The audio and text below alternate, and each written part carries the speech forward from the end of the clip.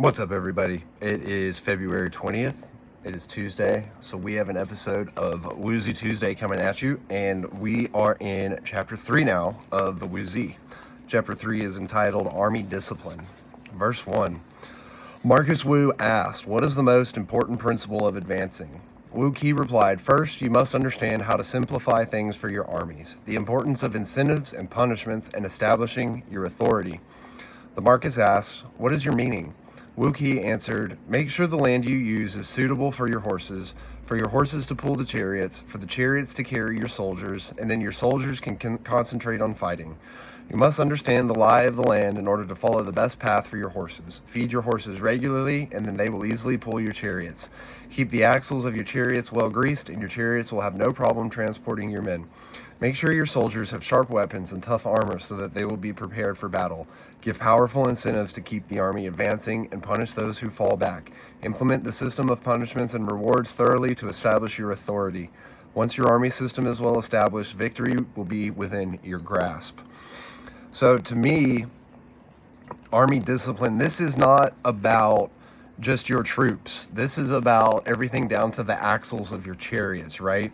To the weapons that the army carries, is as the general of your life, as the general of your company. You have to account for all of these things. You're not only an emotional manager day to day, not only for yourself, but for your employees. You also have to be an equipment manager. You have to be a supply chain manager, and you have to manage your relationships with everyone else around you that's not employed by you. And so it's all of these little things that create the body of the army of discipline that you're employing, right? That you're using. You're utilizing all of these tools that are out there.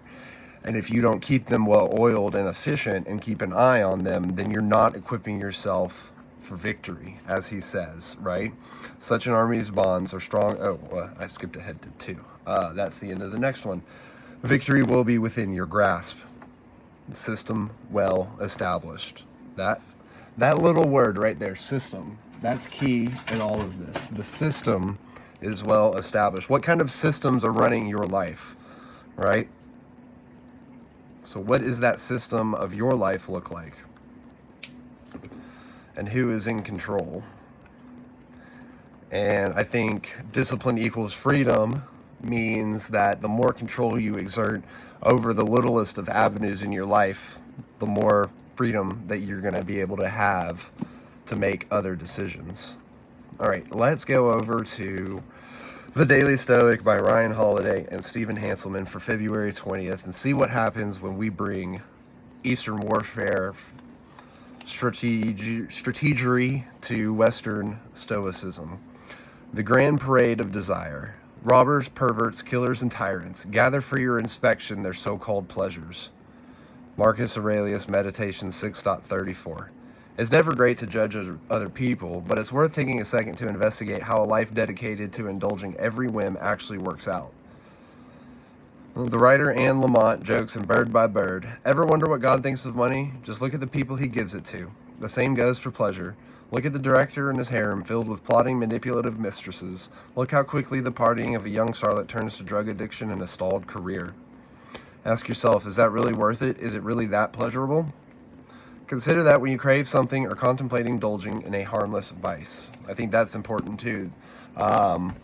Harmless can be things that we know and can be rationalized as being good for our health, right? You can find studies that tell you a little bit of alcohol is good for your health, but how little is a little, right? Are you doing what the Greeks and the Romans did, and are you watering down your wine literally till it's like less than 5% or more, by volume, and there are all kinds of things that you can do that are good for you in moderation, whether it be alcohol or dark chocolate. Dark chocolate is good for the heart, but still too much is overindulging. And so I look back personally in college when I first got on a real health kick train, and I was finally doing time management freshman, sophomore year especially, when you get the hang of it and you're working out for 2.5 hours a day, but you're also partying several nights a week, and you're drinking a lot of alcohol, mixing it with Coca-Cola, Sprite, whatever, right?